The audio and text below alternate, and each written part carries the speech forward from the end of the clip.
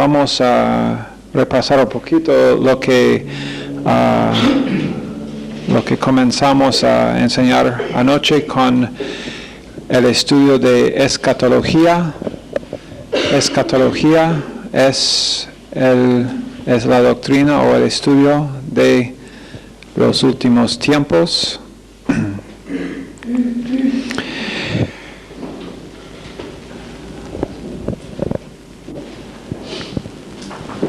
¿Dónde estamos nosotros en esta?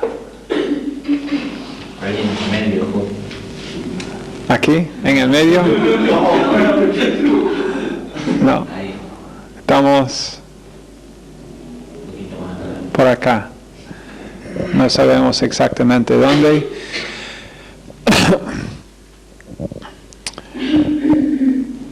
¿Cuándo o cuál es el próximo evento profético? El rapto, que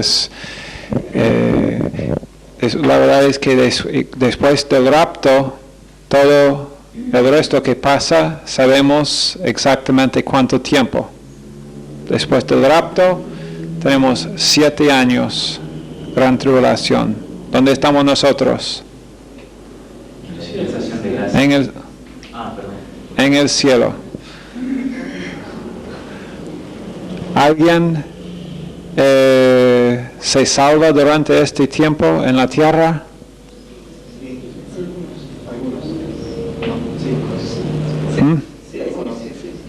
Muy pocos, ¿no?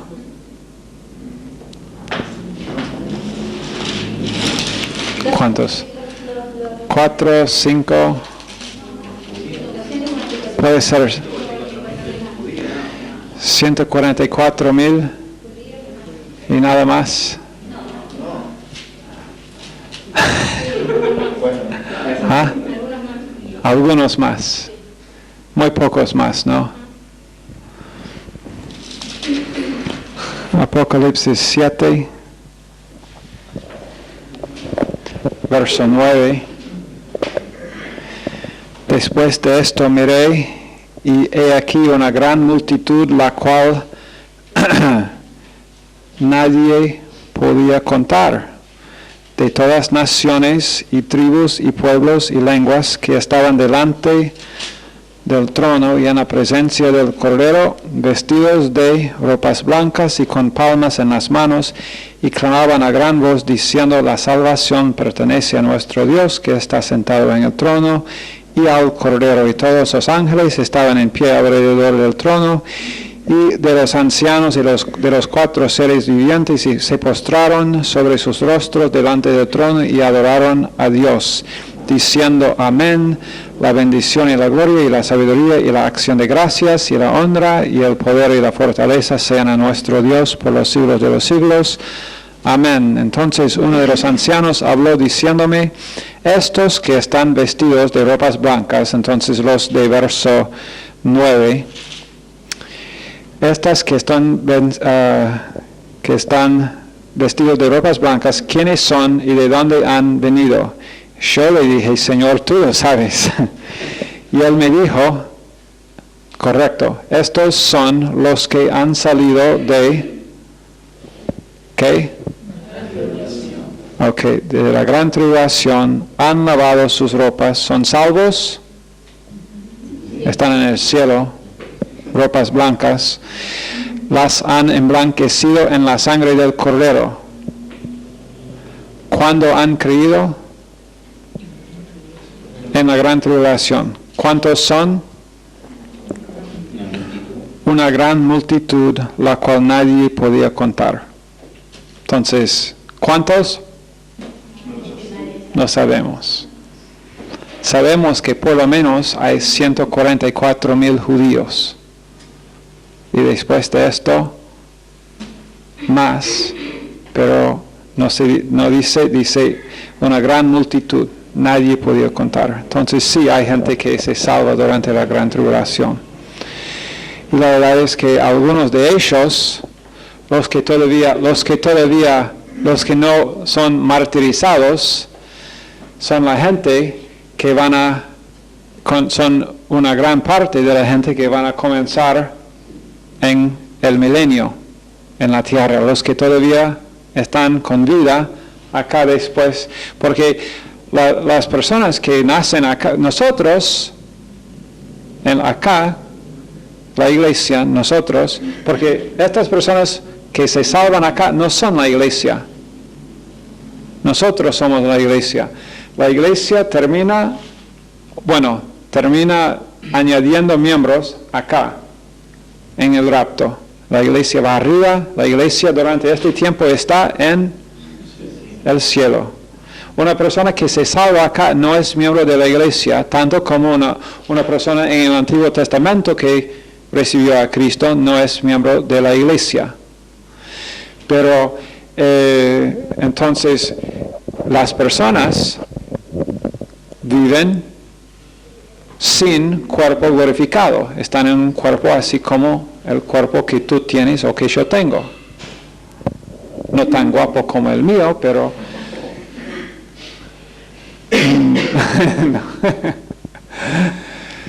pero van a vivir así con los cuerpos, van a morir. Bueno, muchos van a morir por causa de ser mártires durante especialmente durante la segunda parte de las 3 años y medio acá. Pero la gente, o nosotros, la iglesia que está en el cielo, nosotros tenemos cuerpos glorificados. Cuando nosotros volvemos con Cristo para reinar durante el milenio, y hay una pregunta si cada creyente, mi convicción es que no cada creyente va a reinar en el milenio, solamente dice 2 Timoteo 2:11, creo que es 11, los que sufren con Cristo ahora van a reinar con Cristo, y dice, si uno niega el sufrir con Cristo ahora, él va a negar el reinar con él después. Pero cuando nosotros venimos acá, pero en cuerpos glorificados, pero en la tierra todavía van a ser gente sin cuerpos glorificados. La gente del milenio, nosotros no somos la gente del milenio, no somos las personas que poblan, son la población del milenio, sino la gente, nosotros estaremos reinando con Cristo, o esperamos reinar con Cristo durante este tiempo. Pero la gente que nacen acá y que todavía viven cuando viene, o que nacen o que ya nacieron acá, pero viven estos 7 años y después todavía están con vida al fin acá. Pero acuérdense de que muchos de los malos van a morir en una guerra grande. Jesucristo mismo va a matar un gran número con su propia espada al fin de la gran tribulación, en la batalla de Armagedón. Entonces ahí van a morir muchos, pero algunos van a vivir. No todos van a morir al fin de la gran tribulación, sino muchos van a seguir con vida.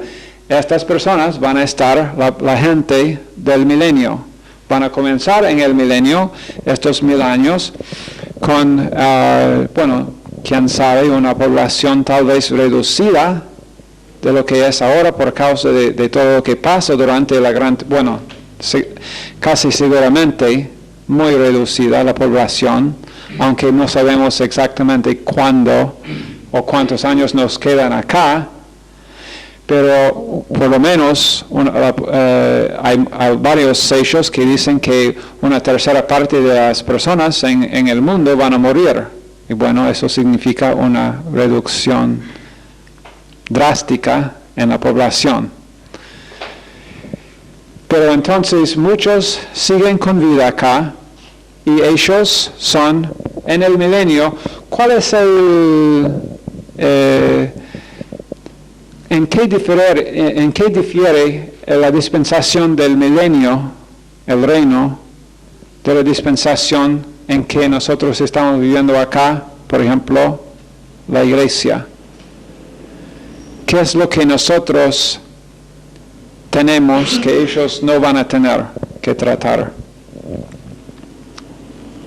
¿Dónde está Satanás durante estos años? Está atado en el abismo. Entonces nosotros tenemos que tratar con nuestra... ¿cuáles son los tres enemigos del creyente? El mundo,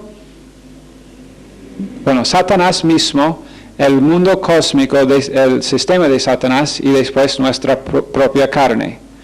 Ellos no tendrán Satanás presente. Y tampoco realmente tendrán el sistema entonces de Satanás, porque ¿quién estará gobernando? Jesucristo mismo, Dios gobernando. ¿Corrupción en cualquier gobierno va a existir? Qué lindo, ¿no? Ninguna corrupción. Nada de corrupción. Gobiernos funcionando como Dios había diseñado. Jesucristo mismo en el trono, David también, príncipe del milenio, Israel siendo la nación elegida de Dios, Israel siendo usado por Dios durante este tiempo, porque gente hay gente tal vez probablemente no salva que entra, y de todas maneras gente van a casarse y van a tener bebés, y entonces los bebés van a tener que decidir aceptar a Jesucristo igual que tú y yo. Porque al fin de este tiempo, ¿qué pasa? Satanás está liberado y él va y reúne un grupo grande de gente que después se rebelan contra Dios en el trono. Después de 1000 años de un gobierno perfecto, gente van a rebelar contra Dios, van a rebelar contra Jesucristo en el trono, pero van a ser derrotados rápidamente, todos ellos, y después de esto, tenemos el gran trono blanco donde van a ser juzgados ellos con todos los demás que habían rechazado Jesucristo. Pero entonces durante este tiempo, esto es muy importante entender, durante este tiempo, aunque están sin Satanás presente, sin un mundo donde ellos, porque muchos hoy en día se quejan, Dios va a entender, si uno no recibe a Jesucristo, Dios va a entender porque la verdad es que el mundo es muy corrupto, hay muchas cosas que no deben pasar, que están pasando. Estas personas acá no van a tener las personas no salvas acá, que terminan rebelando contra Dios, no van a tener ninguna excusa en cuanto a está presente Satanás, el diablo me hizo hacerlo, no estaba. Mucha corrupción, no hay ninguna. Entonces, la única cosa que tienen en común en cuanto a esto es que sí tienen la carne, tienen todavía la naturaleza pecaminosa y se van a rebelar. Y esa es otra dispensación. Una parte de por qué Dios hizo 7 dispensaciones, porque en una dispensación, una dispensación es un periodo donde Dios trata de manera específica con el ser humano. Pero durante la primera dispensación de inocencia, Dios trata con el hombre en cierta manera. Durante la segunda dispensación y hasta acá, Dios trata con gente en distintas maneras. Adán y Eva no tenían una naturaleza pecaminosa. Pero cada dispensación termina con ¿qué?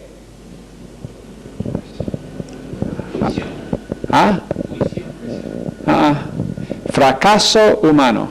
Cada dispensación termina con Dios, es como Dios dice, Aquí Adán y Eva creados perfectos, sin naturaleza pecaminosa. Terminó mal. Después, cada dispensación terminó mal. Terminó con un fracaso. Y algunos terminaron con, algunos juicios también por causa del fracaso.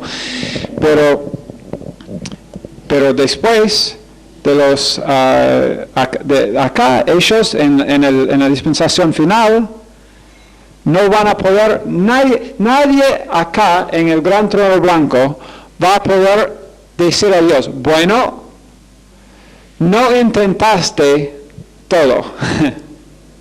Porque Dios va a decir, Adán y Eva tenían ninguna naturaleza pecaminosa y el ser humano fracasó. Aquí no tienen Satanás y nadie va a poder decir a Dios, pero si nosotros no hubiéramos tenido una naturaleza pecaminosa, no va a decir, ahí intentamos esto. Ustedes fracasaron. En toda dispensación, entonces el propósito de Dios es mostrar al ser humano su necesidad de Dios. Eso siempre es el propósito de Dios. Mostrarnos cuánto le necesitamos. Que es totalmente. Porque somos totalmente depravados naturalmente. Ok. Pero hay 3 sistemas principales.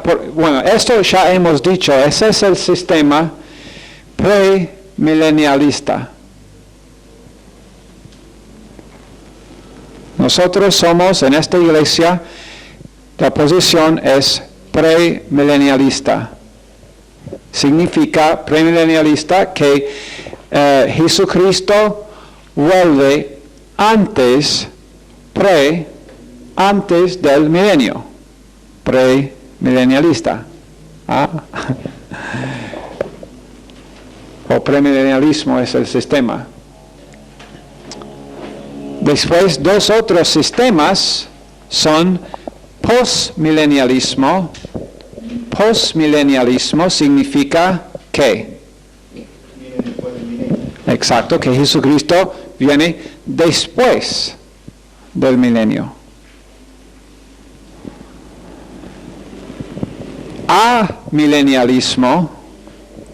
Amilenialismo significa ¿qué?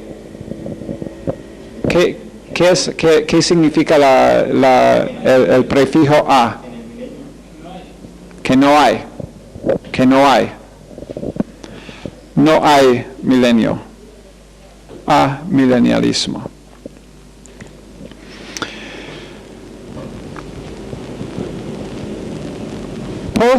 Postmilenialismo cree que nosotros, vamos a hacerlo poco a poco.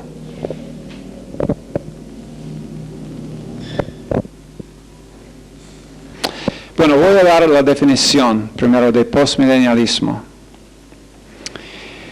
Postmilenialismo es su creencia es que el reino de Dios está siendo extendido en el mundo. El reino de Dios está siendo extendido en el mundo ahora por la predicación del Evangelio.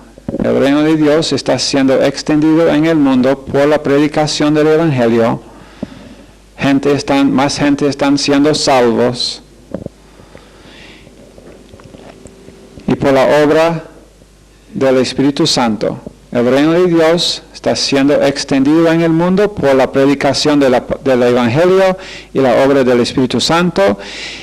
Y la creencia de este sistema de postmilenialismo es que el mundo será en gran parte, por lo menos, cristianizado. O que casi todos, o la mayor parte por lo menos, serán salvos.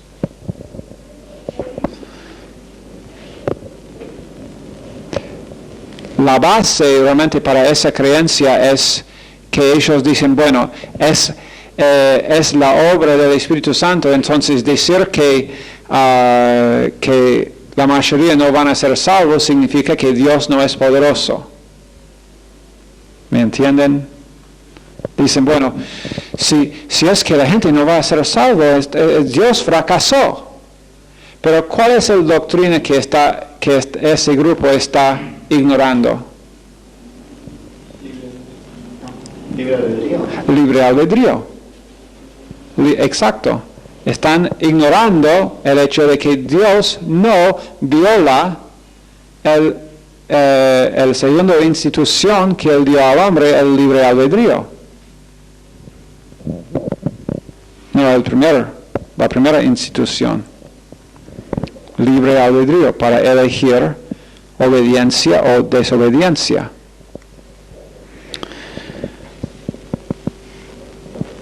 Okay, pero ellos creen que el mundo será cristianizado y después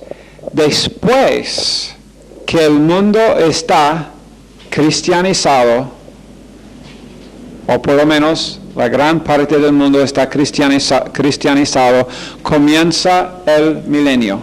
Ellos creen que estamos nosotros acá, realmente ellos no ven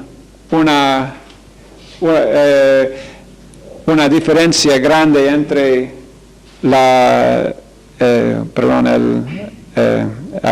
Israel y la iglesia, y piensan que generalmente que la iglesia ahora simplemente está siguiendo adelante con lo que era el trabajo antes de Israel, y que nosotros estamos mejorando el mundo, más y más personas salvas, y después cuando Dios ve que, bueno, está bien, el mundo ya está listo, Jesucristo va a volver, Jesucristo no vuelve, comienza un periodo después de 1000 años, pero no son, en su sistema no son 1000 años literales. En ninguna, una de las cosas que tiene amilenialismo y postmilenialismo en común es que los dos usan una hermenéutica errante, y la hermenéutica que ellos usan es la de espiritualizar o alegorizar las escrituras en cuanto a escatología. ¿Me explico? Y esa es la única manera de llegar a ser, de tener la posición postmilenialismo o amilenialismo. Es alegorizar, o ellos prefieren el término espiritualizar, porque es más espiritual. Prefieren ese término, espiritualizar. Pero eso comenzó en la escuela de Alejandría, en Egipto. Habían 2 escuelas durante los primeros siglos de la iglesia, 2 escuelas principales, la escuela de Antioquía y la escuela como instituto bíblico de Alejandría. La escuela de Antioquía era caracterizada por una insistencia en interpretación literal de todas las escrituras. La escuela de Alejandría, especialmente con Orígenes, cuando comenzó el hombre Orígenes a predicar, volvió más y más y casi totalmente, realmente, para espiritualizar, pero ellos no lo hicieron solamente en la área de escatología. La verdad es que la escuela alejandrina comenzó a decir, bueno, su filosofía en cuanto a la interpretación de la Biblia era, mira, es un libro sobrenatural, ¿verdad? ¿Es la Biblia sobrenatural? Sí. Entonces, porque es sobrenatural, uno tendría que ser carnal para pensar que Dios quiso, con cualquier palabra, quiso solamente, cuando Él dice trono acá, que Él quiso decir trono, no, eso es, si uno dice eso significa trono, carnal. Ellos eran, pero muy en contra de ellos, ¿qué quiero decir? They made fun of. Ellos se burlaron de la escuela de Antioquía. Ustedes son horribles, ustedes no saben cuán divertido es la palabra de Dios.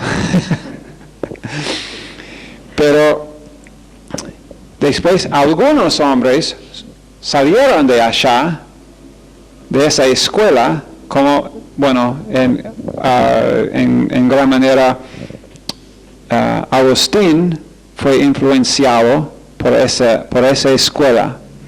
Aunque Agustín y muchos también con él insistieron en interpretar la Biblia literalmente en muchas áreas, pero no en escatología.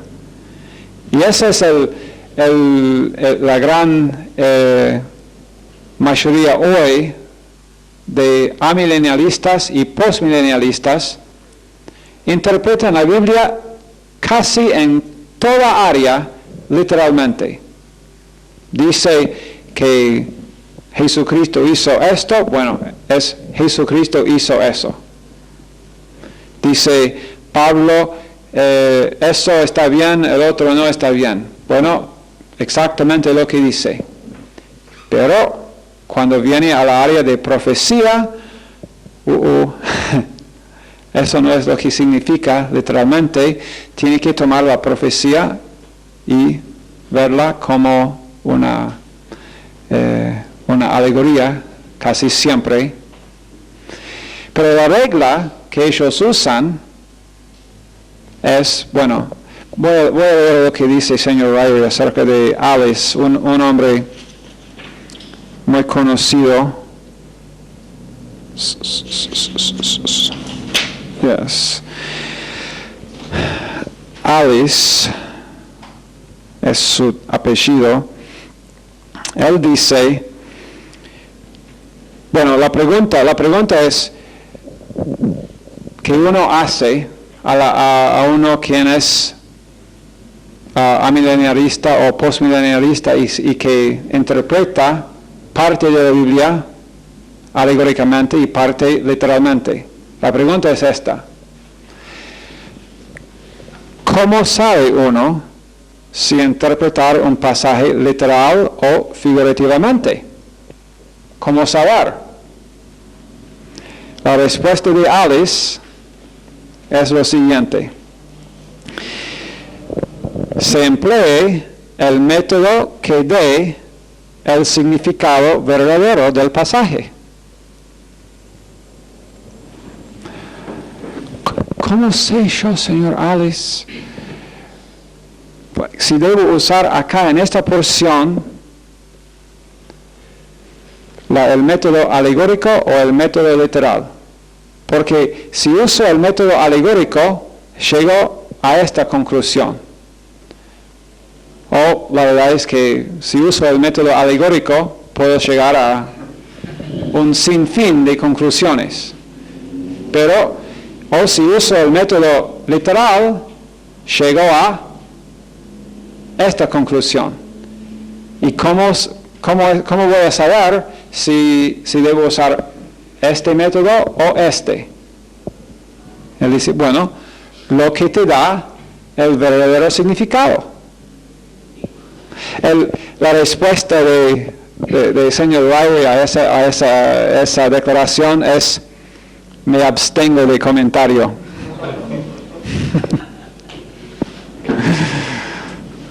Tal vez lo mejor. Sí, mi mamá siempre me dijo, si no puedes encontrar algo bueno para decir acerca de alguien, que no diga nada. Entonces, me abstengo de comentario. Es ridículo. Es muy peligroso ese método. La verdad es que hay alegorías en las Escrituras. No se puede negar que hay. Pablo, por uno, interpretó figurativamente parte del Antiguo Testamento en Gálatas 4. Pero, y los postmilenialistas y los amilenialistas dicen, bueno, Él lo hizo, Él nos da licencia para que nosotros lo hagamos. Número uno, lo que Pablo escribió allá en Gálatas 4 era la palabra inspirada de Dios. Lo que escribo yo, puede ser correcto o no, pero no es la palabra inspirada de Dios. Yo puedo ir y escribir un tesis sobre algo, y puede ser bueno, pero no es, obviamente, la palabra inspirada de Dios. Puedo sentir inspirado cuando lo escribo, pero no es la palabra inspirada de Dios. Entonces, yo no puedo usar que Pablo lo hizo a una porción para darme a mí licencia para hacerlo en cualquier. Y la verdad es que Pablo y los otros apóstoles lo hicieron en muy pocos casos. Casi siempre cuando Jesucristo refirió al Antiguo Testamento, casi siempre cuando Pablo, cuando Pedro, cuando Juan refirieron al Antiguo Testamento, tomaron lo que ellos habían escrito de forma literal en su interpretación. Casi siempre. Hay muy pocas excepciones. Muy pocas. Entonces la regla de interpretación debe ser interpretar literalmente, a menos que en la porción misma uno se ve claramente que es una alegoría o que es una figura. Por ejemplo,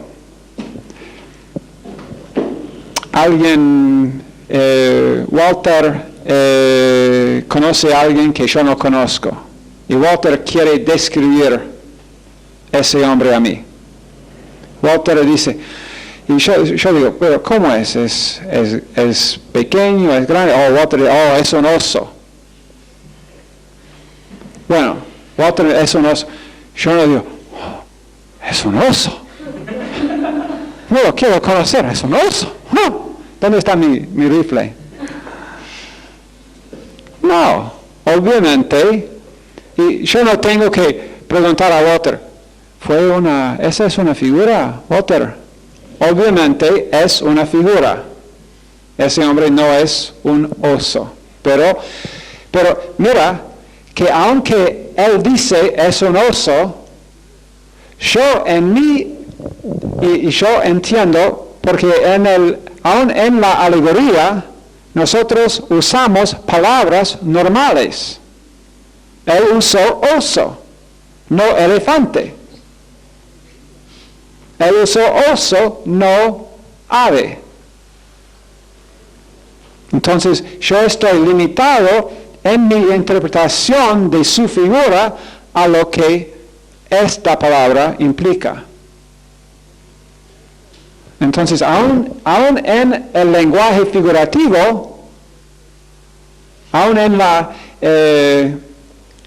alegoría, las palabras los interpretamos, los leemos como son palabras literales, aunque la interpretación es una figura.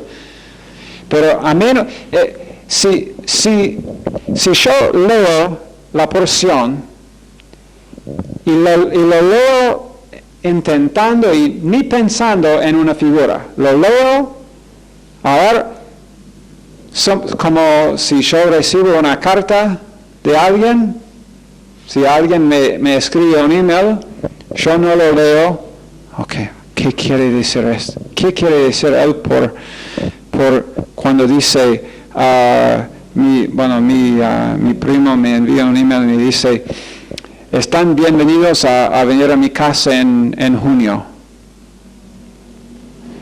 Casa, ¿qué va a querer decir él acá con casa? Puede significar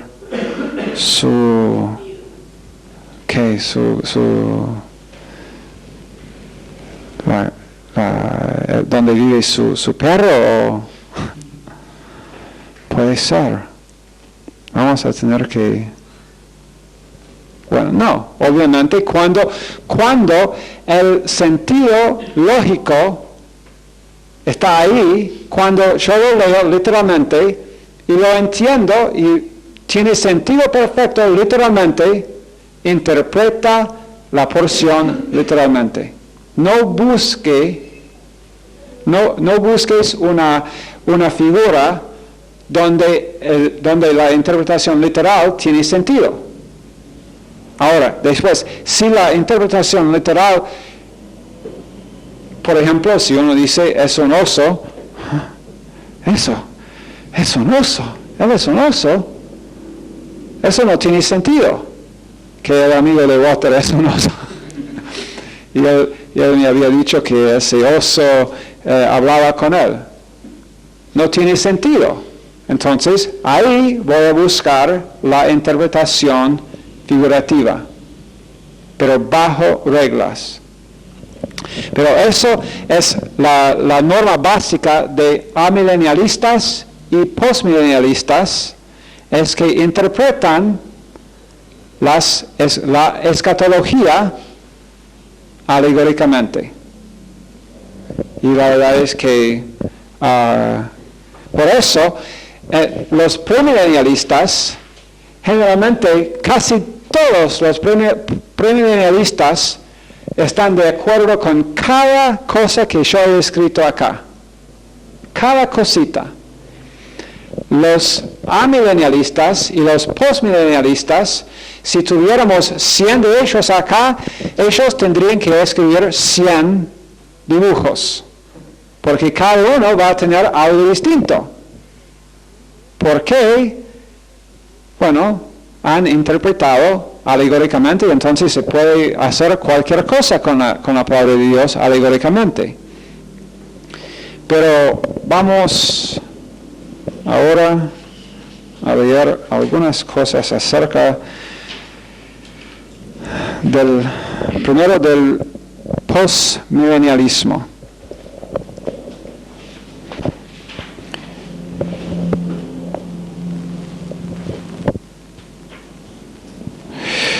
Para ellos, la iglesia, para el postmilenialista, ¿qué está haciendo la iglesia? Para ellos, nosotros estamos cumpliendo la gran comisión para después llevar el mundo al punto donde Dios puede comenzar el milenio. Cristo no reine para ellos durante el milenio. Cristo vuelve, es postmilenialista. Cristo vuelve en la segunda venida después del milenio. Nosotros estamos, para ellos también olvida la gran tribulación. Esta es una alegoría. Olvida esto. La iglesia está trabajando para que el mundo sea mejor y mejor y mejor, más cristianos, casi todos, y después Dios comienza el milenio, que tampoco tiene que ser 1000 años. Puede ser un gran número, puede ser 1000, puede ser 900, puede ser 10 billones de años. Para ellos no importa. Ok.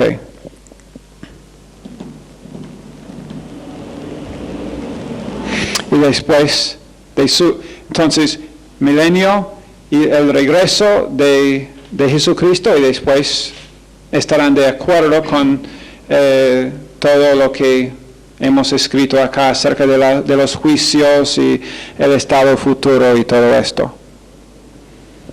No son personas que no creen en la Biblia. ¿Entienden?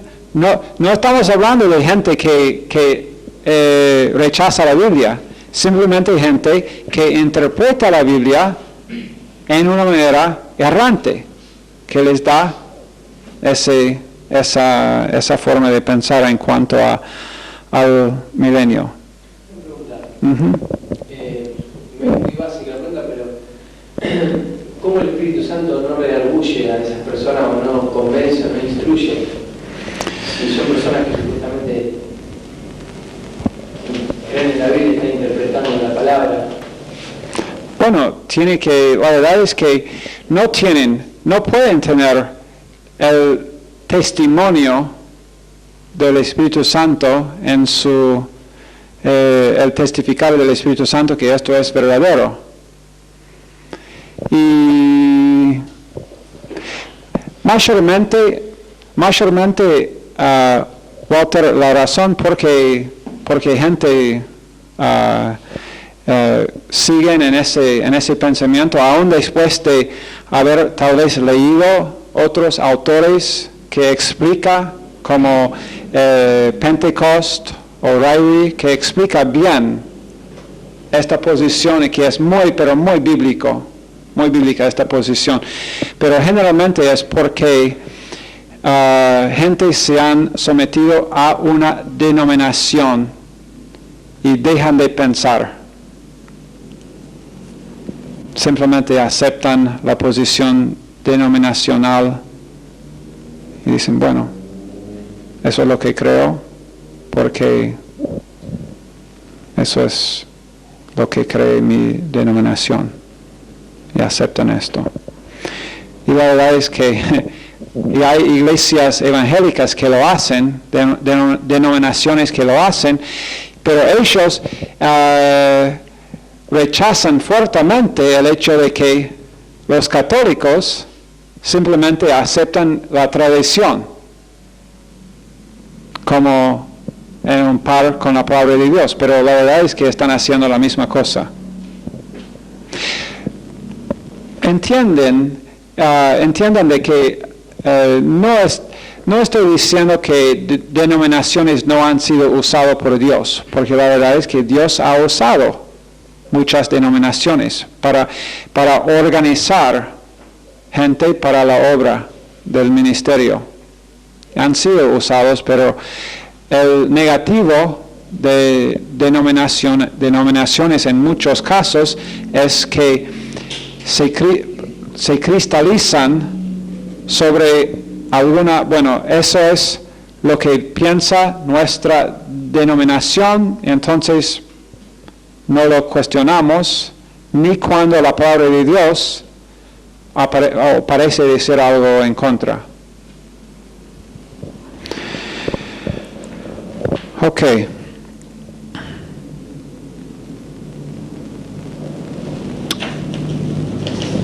¿Qué más? El postmilenialismo, para ellos el milenio es una edad humana. No con Cristo reinando, son los humanos, una edad, se llaman ellos la edad de oro.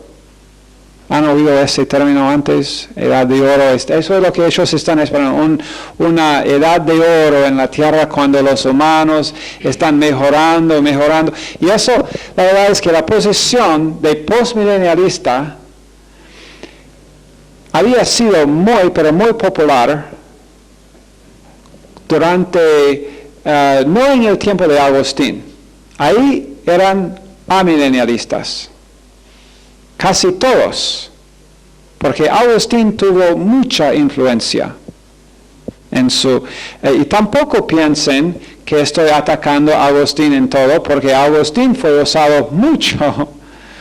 Fue el hombre, después de Pablo, probablemente más usado entre Pablo y Lutero, más usado por Dios para defender doctrinas básicas y claves de muchas herejías que surgieron durante ese tiempo contra la naturaleza hipostática de Jesucristo. Él defendió fuertemente la fe. Pero en cuanto a su escatología, se equivocó. Simplemente se equivocó. ¿Pero qué estaba diciendo?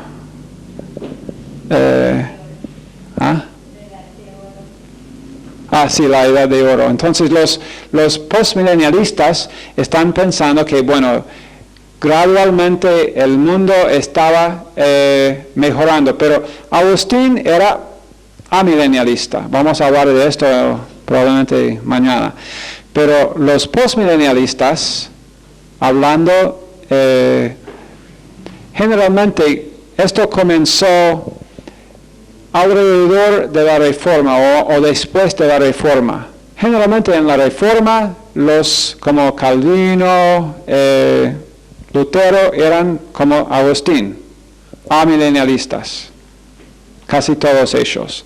Pero después de esto, cuando durante el siglo XVII, el siglo XVIII, el siglo XIX, el mundo iba más y más, bueno, el progreso, eso es lo que pasó, el progreso del Evangelio en todo el mundo tuvo efectos positivos. Siempre y cuando el Evangelio tiene aceptación, el estilo de vida mejora, más y más. Y ellos vieron, pero mira, estamos llegando a tener algunas buenas características, y es que estamos mejorando como raza. Entonces, esa idea de que, bueno, de postmilenialista, que nosotros estamos mejorando todo, mejorando, ganando más almas para que el mundo después sea cristianizado y después, cuando Cristo está esperando venir, bueno, tal vez, yo no puedo esperar para venir, pero tengo que esperar hasta que ustedes han limpiado tu mundo. Pero eso tenía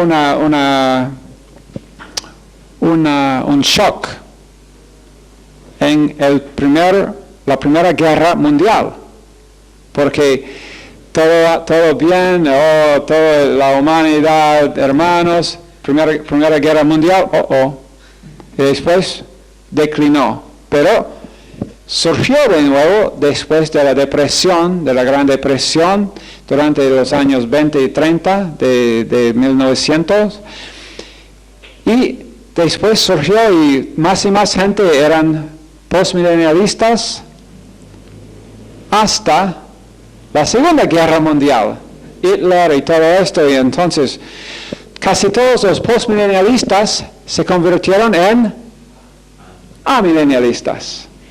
Porque no se convierten en premilenialistas, porque eso tendría que significar que tenemos que cambiar nuestra manera de interpretar la profecía, y no lo vamos a hacer esto, porque es tan divertido interpretarlo figurativamente. No puedo esperar para estudiar hoy, qué nueva cosa voy a encontrar para mi iglesia.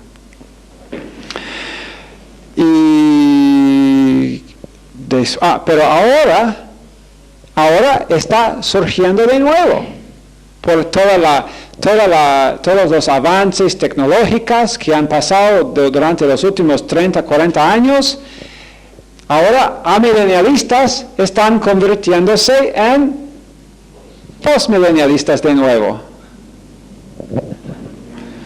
Bueno, vamos a hablar del amilenialismo mañana, y también de premilenialismo, y también estaremos mencionando mañana pactos y dispensaciones. Que Dios los bendiga. Señor, bendice cada uno. Amén.